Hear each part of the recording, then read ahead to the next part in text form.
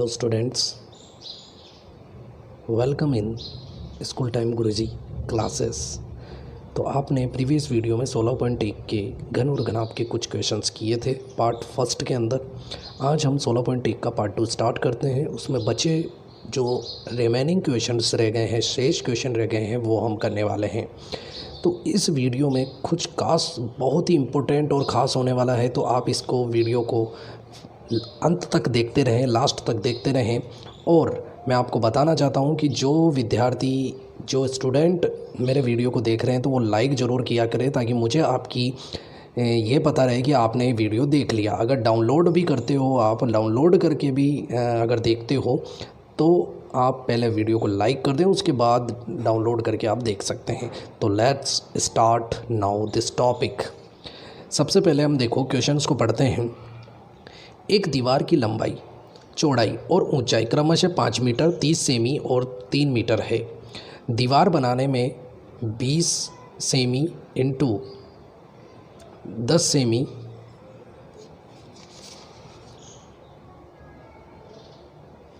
Semi into 7.5 semi माप की कितनी ईंटों की आवश्यकता होगी।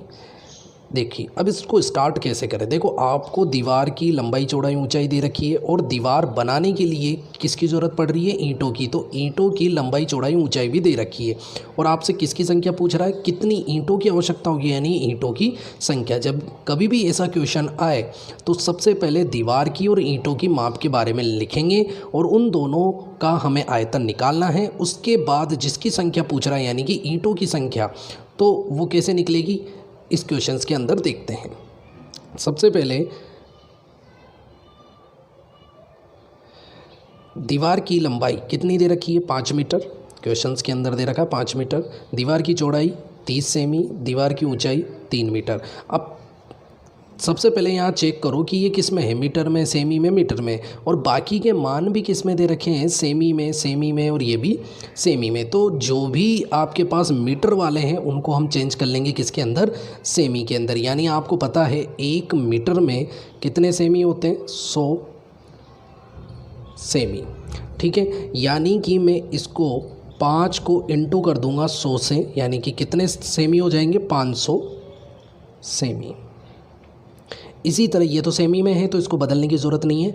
फिर ये भी मीटर में है तो इसको भी सेमी में बदल लीजिए। 3 इंटू 100, यानी 100 से इंटू कर देंगे 500 सेमी, 300 सेमी। अब आगे क्या करना है? दीवार है, दीवार का आयतन निकाल लेंगे। दीवार कौन से आकार की होती है? जब लंबाई, चौड़ाई, ऊंचाई होती है तो घनाभाकार होती है, और घनाभ का आयतन का सूत्र होता है लंबाई इंटू चौड़ाई इंटू ऊंचाई, यानी LBH। तो लंबाई कितनी है इसकी? 500 इंटू चौड़ाई है इसकी 30 और इसकी ऊंचाई है 300। अगर आप इसको इंटू करना चाहते हैं तो इंटू कर सकते हैं, नहीं तो ऐसे भी छोड़ सकते हैं। ये किस में आए? सारे सेमी में चेंज हो चुके हैं, तो ये सेमी में आएगा। हमने क्या निकाला है? आयतन। तो इसका मात्रक हो जाएगा सेमी क्यूब या फिर घन सेमी। अब एक ईंट का माप आपको दे रखी है। एक ईंट जो है वो 20 सेमी लंबी, 10 सेमी चौड़ी और 7.5 सेमी ऊंची है।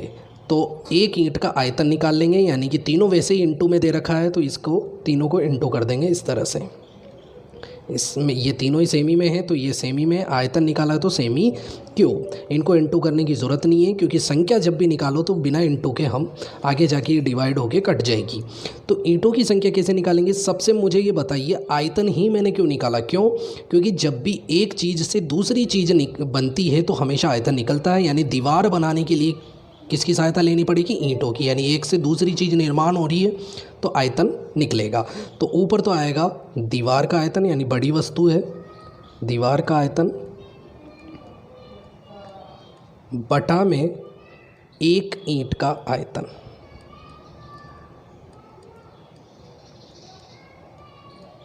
ठीक है, ये रखने के बाद अब मान रख दो। दीवार का आयतन आपने ये तीनों इंटू में है तो इनको इस तरह से रख देंगे, इसलिए मैंने इंटू नहीं करा ताकि यहाँ पर बटा में कुछ कट जाएगा।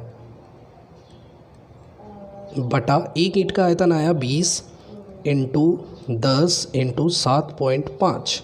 अब देखो यहाँ पॉइंट है और कहीं पर भी पॉइंट नहीं है, तो इस पॉइंट को हटा लो। पॉइंट के बाद एक अंक है तो यहाँ पर इंटू में 10 लगा दो पहले से। अब काट देते हैं, 1 और 1 जीरो, 2 जीरो है तो इस 2 से ये दो जीरो काट दीजिए। उसके बाद आपका जैसे भी इसमें काटने की व्यवस्था बने वैसे कर सकते हैं। अब मैं काट देता हूँ, ठीक है। तो ईंटों की संख्या कैसे निकालेंगे? दीवार का आयतन बटा एक ईंट का आयतन। मान जमाया 500 इंटू 30 इंटू 300 बटा 20 इंटू 10 इंटू 7.5, यानी दोनों के आयतनों में भाग लगा देंगे। ऊपर दीवार रखना है, नीचे एक ईंट का आयतन रखेंगे। अब काटना कैसे? देखो 7.5 था, पॉइंट को हटाया तो यहाँ पर क्या लगा दिया मैंने? 10 लगा दिया। नीचे का पॉइंट हमेशा ऊपर हटता है और ऊपर का नीचे हटता है। अब काटना है, देखो 2 जीरो इनमें है तो 2 जीरो से इस 500 के 2 जीरो काट दो। फिर 15 के पाड़े से इनको काट दिया तो 15 दूनी 30 और 15 5 75। 2 से ये 2 काट दिया, 5 से ये 5 काट दिया, तो बचा कौन कौन? 30, 300 इंटू 10 कर लो, कितना आया? 3000। कितना आ गया? 3000। यानी कितने ईंटों की आवश्यकता होगी? 3000 ईंटें। तो आप लिख सकते हो, अतः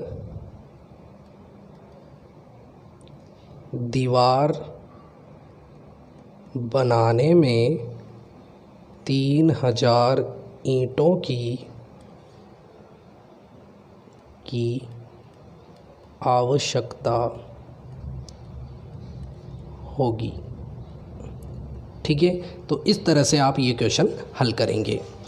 अब आपको इसी प्रकार HW में क्वेश्चन दिया गया है। 44 मीटर लंबी, 1.5 मीटर ऊंची और 335 सेमी चौड़ी दीवार बनाने में 22 semi into 10 semi into 7 semi माप की कितनी ईंटों की आवश्यकता होगी? ये क्वेश्चन आपको हल करना है।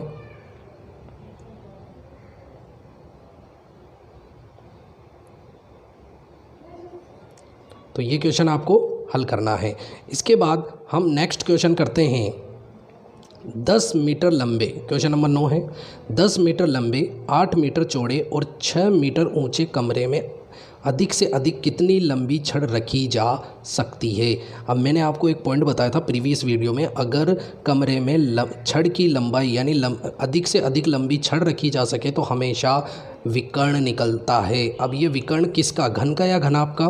तो यहाँ पर देखो लंबाई, चौड़ाई और ऊंचाई तीनों दे रखी है, तो किस में होती है? घनाभ में। तो घनाभ के विकर्ण का सूत्र लगेगा इसमें। तो सबसे पहले जमा लेते हैं, क्या क्या दे रखा है आपको? कमरे की लंबाई, कमरे की लंबाई यानी L का मान, लंबाई को L बोलते हैं, 10 मीटर। चौड़ाई, चौड़ाई को B बोलेंगे, जिसको जो दे रखा है 8 मीटर। और ऊंचाई H जो दे रखा है 6 मीटर। तो तीनों मान रखने के बाद अब हम निकाल लेंगे घनाभ का विकर्ण। घनाभ का विकर्ण की लंबाई, सूत्र होता है इसका, देखो under root L square plus B square plus H square बराबर अंडरवुड, ध्यान रहे सारे अंडरवुड के अंदर हैं। L का मान है 10, तो 10 का स्क्वायर प्लस 8 का स्क्वायर प्लस 6 का स्क्वायर। अंडरवुड 10 का स्क्वायर कितना होता है? 100, 10 इंटू 10। 8 का स्क्वायर कितना होता है? 64। 6 का स्क्वायर कितना होता है? 36। इन सबको जोड़ लो। अंडरवुड में कितना आ गया? यह आ गया आपके पास, ये दोनों मिलकर तो 100, 100 और 100 कितने हो गए? 200। अब 200 का अंडरवुड नहीं होता है तो आपको क्या करना है? इसका 2 टुकड़े कर लेते हैं 2 इंटू 100 के अंदर, यानी कि ऐसा टुकड़ा करते हैं एक का अंडरवुड नहीं होता और एक का अंडरवुड होता हो। तो देखो 2 का तो अंडरवुड होता नहीं और 100 का होता है। 100 किसका अंडरवुड होता है? 10 का। तो 10 का अंडरवुड होता है, तो 10 तो बाहर आ जाएगा और अंडरवुड में कौन रह जाएगा? 2। यानी आंसर क्या आएगा? 10 अंडरवुड 2 मीटर। यानी कि अधिक से अधिक कितनी लंबी छड़ रखी जा सकती है? 10 अंडरवुड 2 मीटर। तो अतः कमरे में अधिक से अधिक 10 अंडरवुड 2 मीटर लंबी छड़ रखी जा सकती है। ये इस क्वेश्चन का क्या होगा? आंसर होगा। बहुत इंपॉर्टेंट क्वेश्चन है। नेक्स्ट इंपॉर्टेंट क्वेश्चन पढ़ते हैं। एक क्वेश्चन तो आपके फॉर्मूला बेस आएगा, आयतन दे देगा, भुजा पूछ लेगा, या फिर पृष्ठीय क्षेत्रफल दे देगा, संपूर्ण पृष्ठीय क्षेत्रफल, और फिर क्या पूछ लेगा, उसकी भुजा पूछ लेगा। तो इस तरह के क्वेश्चन आ जाते हैं। तो क्या है क्वेश्चन, देखिए इंपॉर्टेंट है। एक घन का आयतन 512 घन मीटर है, उसकी भुजा ज्ञात करो। यानी घन की भुजा पूछ रहा है, तो हमें घन की भुजा पता नहीं है, तो उससे पे क्वेश्चन मार्क लगाया। घन की भुजा का आयतन, यानी घन का आयतन क्या होता है, आयतन आपको दे रखा है 512 मीटर क्यूब। तो घन का आयतन क्या होता है, भुजा क्यूब बराबर 512। अब आपको पता है 512 जो है वो किसका क्यूब होता है, वो होता है 8 का क्यूब। तो यहाँ लिखेंगे भुजा क्यूब बराबर 8 की 512 की जगह क्या लिख देंगे, 8 क्यूब। क्यूब से क्यूब कट गया, बचा क्या, भुजा बराबर क्या बची, भुजा बराबर 8। भुजा बराबर क्या बचा, 8 बचा। तो अतः घन की भुजा, अतः घन की भुजा बराबर 8। अब ये 8 आएगा किस में, देखो मीटर में आयतन दे रखा था, तो ये भी किस में आएगा, मीटर में। अब देखो ये भुजा निकालिए, तो सिर्फ आपको इसको मीटर में रखना है, मीटर स्क्वायर में नहीं लगाना और मीटर क्यूब नहीं लगाना। स्क्वायर आयतन में लगता है और क्यूब, स्क्वायर तो क्षेत्रफल में लगता है और क्यूब आयतन में लगता है। इस बात का आप ध्यान रखें। नेक्स्ट क्वेश्चन, ठीक है। आपका क्वेश्चन नंबर 9 की तरह एक क्वेश्चन आपका HW है, क्वेश्चन नंबर 3। इसके अंदर आपको क्या करना है, घनाभ की लंबाई आपको दे रखी है 12, घनाभ की चौड़ाई 9 मीटर और उसकी ऊंचाई 8 मीटर। यहाँ 9 है, इस बात का ध्यान रखें, यहाँ 9 है। तो घनाभ के विकर्ण की लंबाई ज्ञात कीजिए। तो आपको डायरेक्ट फॉर्मूले में मान रखना है और आंसर निकालना है। क्वेश्चन नंबर जो मैंने 9 करवाया है उसकी तरह ये करके लाना है आपको। अब हम करते हैं उदाहरण नंबर 2। घन का संपूर्ण पृष्ठीय क्षेत्रफल 1014 वर्ग मीटर है, तो घन की भुजा ज्ञात करो। तो इसका सॉल्यूशन करते हैं। देखो घन की भुजा आपको नहीं दे रखी, तो घन की भुजा पर क्या लगा देंगे, क्वेश्चन मार्क, यानी हमें ये ज्ञात करना है। क्या दे रखा है, घन का संपूर्ण पृष्ठीय क्षेत्रफल कितना दे रखा है, 1014 वर्ग मीटर का मतलब मीटर स्क्वायर। अब देखो घन का संपूर्ण पृष्ठीय क्षेत्रफल का सूत्र क्या होता है, 6 इंटू भुजा स्क्वायर। क्या होता है, 6 इंटू भुजा स्क्वायर बराबर 1014। 6 गुणा में है तो इधर पक्षांतरण करेंगे, तो यहाँ तो बचेगा भुजा स्क्वायर बराबर 1014 में 6 का भाग लगा देंगे, तो ये कितनी बार कटेगा, इससे दोगे आप भाग तो ये कटेगा 169 भुजा स्क्वायर। अब आपको तो भुजा का मान चाहिए, तो स्क्वायर का भी पक्षांतरण करेंगे। स्क्वायर का जब पक्षांतरण करते हैं तो वो बदल जाता है अंडर रूट में, यानी भुजा बराबर अंडर रूट 169 किसका अंडर रूट होता है, 13 का, यानी भुजा बराबर 13। अब ये किस में आएगी, क्योंकि यहाँ पर मीटर स्क्वायर है तो भुजा आएगी मीटर के अंदर। तो अतः घन की भुजा बराबर 13 मीटर। ठीक है, तो ये क्वेश्चन इस तरह से हमें सॉल्व करना था। नेक्स्ट क्वेश्चन पढ़ते हैं हम। Question number 11। एक घनाभ की लंबाई, चौड़ाई और ऊंचाई का अनुपात 5:3:2 है। यदि घनाभ का संपूर्ण पृष्ठीय क्षेत्रफल 558 मीटर स्क्वायर है तो उसकी कोरों की माप ज्ञात करो। और कोर जब निकल जाएगी, कोर का मतलब होता है भुजा, यानी कि लंबाई, चौड़ाई, ऊंचाई कुछ भी हो सकती है, उसका आयतन, यानी जब इसकी कोर निकल जाएगी तो उसका हम क्या ज्ञात करेंगे, आयतन। तो इस क्वेश्चन को आप अच्छे से समझें, बहुत इजीली मैं समझाने वाला हूँ, क्योंकि इसकी तरह एक क्वेश्चन आपका होमवर्क रहेगा। घनाभ की लंबाई, चौड़ाई और ऊंचाई का हमें क्या दे रखा था, अनुपात। तीनों का अनुपात निकाला। अब आपको ध्यान रखना है, कभी भी अनुपात दे तो क्या होता है कि ये 5 जो है वो लंबाई का अनुपात है। तो इसको पूरा लंबाई के कैसे बनाएंगे, अनुपात को हटाकर हम क्या लगा देते हैं, x लगा देते हैं। तो लंबाई को क्या बोलेंगे 5x, चौड़ाई यानी b का मान कितना हो जाएगा 3x, ऊंचाई यानी h का मान हो जाएगा 2x, यानी सब के आगे x लगा देंगे।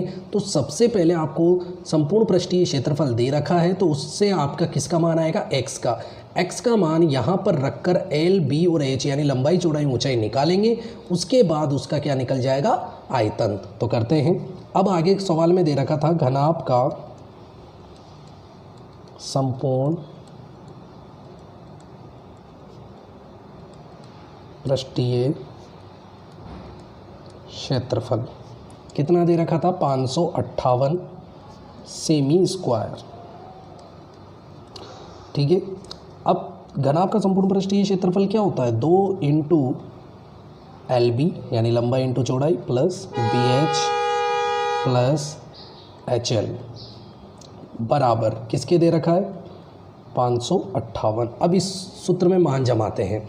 देखो किस तरह से जमाना है, 2 इंटू L की जगह लिखेंगे 5x, इंटू B की जगह 3x, प्लस B की जगह लिखेंगे 3x, इंटू H की जगह लिखेंगे 2x, फिर प्लस ये वाला प्लस H की जगह लिखेंगे 2x, इंटू L की जगह लिखेंगे 5x, ब्रैकेट बंद, बराबर में 558।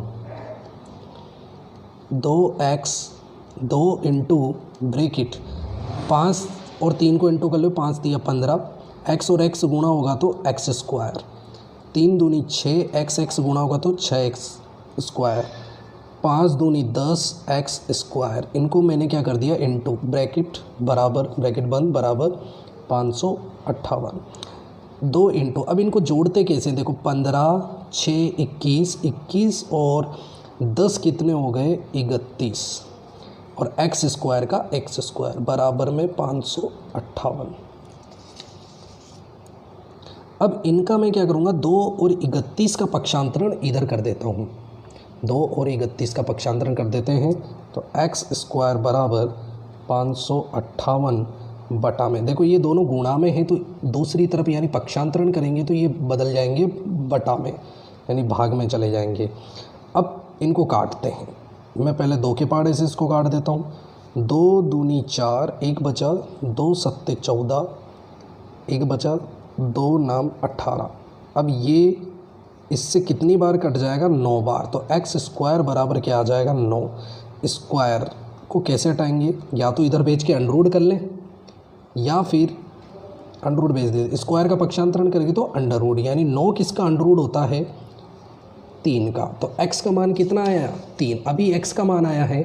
अब इस x के मान को लंबाई चौड़ाई और ऊंचाई इसमें रखेंगे, यानी L बराबर क्या आएगा आपके पास 5x था, तो 5 इंटू एक्स की मान कितना आया 3, तो 5 दिया 15। अब ये सेमी में आएगा कि मीटर में वो बताएगा। इसका क्षेत्रफल किस में दे रखा है सेमी में, तो लंबाई हो गई 15 सेमी। b आपके पास था 3x, तो 3 इंटू 3, एक्स की जगह 3 रख देंगे तो 3 तिया 9 सेमी। h 2x, तो 2 इंटू 3 यानी कि 6 सेमी। ये आपके पास आ गई घनाभ की कोरों की माप। ये किसका मान है, घनाभ की कोरों का माप आ गया। अब हम आयतन निकाल सकते हैं जब L, B और H हमें पता लग गया। तो हम क्या निकाल लेंगे, घनाभ का आयतन। अब घनाभ का आयतन का सूत्र होता है L, B और H, यानी लंबाई गुणा चौड़ाई गुणा ऊंचाई। L का मान आपके पास आया 15 इंटू 9 इंटू 6।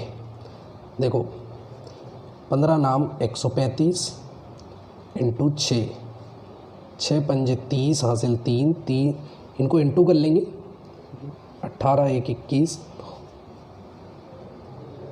ये आपके पास आ गया 810। ठीक है, ये आपका आंसर आ जाएगा। देखो आयतन है, मान सेमी में है, आयतन का मात्रक होता है सेमी क्यूब या घन सेमी, तो इसका क्वेश्चन का आंसर ये होगा। ठीक है, हम पढ़ते हैं। अब इसकी तरह आपको एक क्वेश्चन कौन सा करना है, उदाहरण नंबर 6 इंपॉर्टेंट है। यदि एक समांतर षटफलक की लंबाई, देखो समांतर षटफलक कौन सी आकृति होती है, लंबाई चौड़ाई और ऊंचाई दे दी तो घनाभ है ये, ठीक है। फर्स्ट ऑफ ऑल 6 तो लंबाई है, 5 अनुपात चौड़ाई का है, 4 अनुपात है इसका ऊंचाई का। पृष्ठीय क्षेत्रफल, संपूर्ण पृष्ठीय क्षेत्रफल दे रखा है 33,300 वर्ग सेमी। इससे पहले आपको क्या निकालनी है, एल, बी और एच का मान निकालना है। उसके बाद समकोणिक षटफलक का आयतन यानी कि घनाभ का आयतन निकालना है। तो इस क्वेश्चन को आपको कंप्लीट भी सोल्व करना है किसकी तरह, क्वेश्चन नंबर 11। इस क्वेश्चन में उदाहरण नंबर 5 में घन के एक पृष्ठ का परिमाप 28 सेमी है तो घन का आयतन ज्ञात कीजिए। तो सबसे पहले आपको ध्यान रखना चाहिए घन का एक पृष्ठ, यानी पृष्ठ कौन से आकार का होता है, घन में पृष्ठ होता है वर्गाकार, यानी ये वर्ग का परिमाप दे रखा है। घन के पृष्ठ का परिमाप क्या होगा, वर्ग का परिमाप होगा। तो करते हैं, देखो घन के एक पृष्ठ का परिमाप जो है वो बराबर हो जाएगा वर्ग का परिमाप, ठीक है। इस बात को आप ध्यान रखें, घन के एक पृष्ठ का परिमाप दे रखा है 28, वर्ग का परिमाप होता है 4 इंटू भुजा। इस 4 के पहाड़े से 28 कट जाएंगे तो भुजा बराबर कितनी आ जाएगी, 7। अब ये 7 किस में आएगा, क्योंकि ये मान सेमी में है तो ये भी सेमी में आ जाएगा। उसके बाद जब भुजा निकल जाएगी तो आप घन का आयतन निकाल सकते हैं। तो घन का आयतन बराबर क्या होता है, घन का आयतन का सूत्र भुजा क्यूब। तो भुजा 7 है तो 7 का क्यूब, 7 का क्यूब कितना होता है 343। मैंने सारे क्यूब्स आपको पार्ट फर्स्ट में लिखवा रखे हैं, 16.1 के पार्ट फर्स्ट में, तो वहाँ से आप सारे नोट कर लें और याद कर लें। और ये आयतन है किस में आएगा, सेमी में है तो सेमी क्यूब। ये इसका आंसर था, ठीक है। इसके बाद हम पढ़ेंगे उदाहरण नंबर 7। एक संदूक की माप 3 मीटर, 2 मीटर, 1.80 मीटर है। बाहर की ओर सभी फलकों पर 12 रुपये प्रति वर्ग मीटर की दर से वार्निश कराने का व्यय ज्ञात कीजिए। तो ध्यान रहे, देखो संदूक कौन से आकार का होता है, घनाभाकार। अब 3 चीज़ें अगर इंटू में हो तो ये लंबाई, चौड़ाई और ऊंचाई होती है। तो आपको दे क्या रखा है तो वो हम लिख लेते हैं, संदूक की माप क्या क्या दे रखी है, 3 metre into 2 metre into 1.80 metre 80। Next फिर हमें ज्ञात क्या करना है, देखो बाहर की ओर सभी फलकों पर, ये तो देखो लंबाई हो गई, ये चौड़ाई हो गई और ये ऊंचाई हो गई। तो बाहर की ओर सभी फलकों पर हमें क्या करना है, वार्निश, यानी कि वार्निश का मतलब पेंट करना है एक तरह से। तो देखो संदूक जो होता है इस तरह का होता है, घनाभाकार होता है। आप संदूक के पेंदे पर भी करोगे, चारों दीवारों पर भी करोगे और ढक्कन पे भी करोगे, यानी कि सभी जगह आप वार्निश करोगे तो उस संदूक का यानी घनाभ का संपूर्ण पृष्ठ निकलेगा। क्या निकलेगा, संपूर्ण पृष्ठ। तो हम निकालेंगे घनाभाकार संदूक का संपूर्ण पृष्ठीय क्षेत्रफल। अब इसका सूत्र क्या होता है, 2 into LB BH plus HL। 2 into L का मान है आपके पास 3, इंटू B का मान है आपके पास 2, फिर प्लस B का मान है 2, इंटू H का मान है 1.80 प्लस H का मान है 1.80 इंटू L का मान है 3 ब्रैकेट पर 2 इंटू 3 दूनी 6 प्लस इसको इससे गुणा करोगे तो ये आ जाएगा 360। 2 छोड़कर क्या लग जाएंगे पॉइंट, यानी कि 3.60 प्लस ये इससे गुणा होगा तो ये हो जाएगा 1872, यानी कि 1854 यानी कि 540 हो जाएंगे। तो 2 छोड़कर इसमें भी पॉइंट लगाओगे तो 5.40 हो जाएंगे। अब इनको जोड़ते हैं, पहले अंदर वालों को जोड़ लेंगे।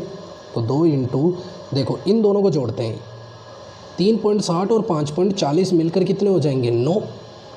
9 में 6 जोड़ोगे तो कितने हो जाएंगे 15। ये कम्प्लीटली इस तरह से हम हल कर लेंगे। 15 दूनी कितने होते हैं 30। ये 30 क्या आया है आपके पास, सारे मान मीटर में हैं तो ये आ जाएगा मीटर। आपने ज्ञात किया क्षेत्रफल, तो मीटर स्क्वायर आएगा क्षेत्रफल के अंदर।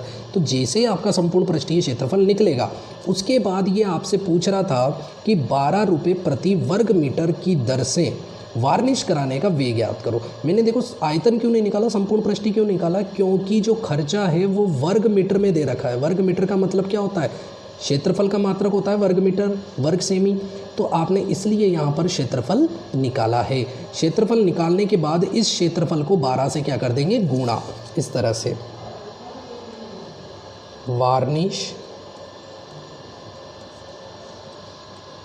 कराने का व्यय बराबर, तो क्या करेंगे 30 रुपये 30 वर्ग मीटर तो आपके पास क्षेत्रफल आया, जिसको आप 12 रुपये से गुणा कर देंगे तो कितना हो गया 0 12 तिया 36, यानी 360 रुपये। अब देखो वे मतलब खर्चा किस में आता है रुपए में, तो 360 रुपये लगेंगे उस बक्से पर वार्निश करने का खर्चा।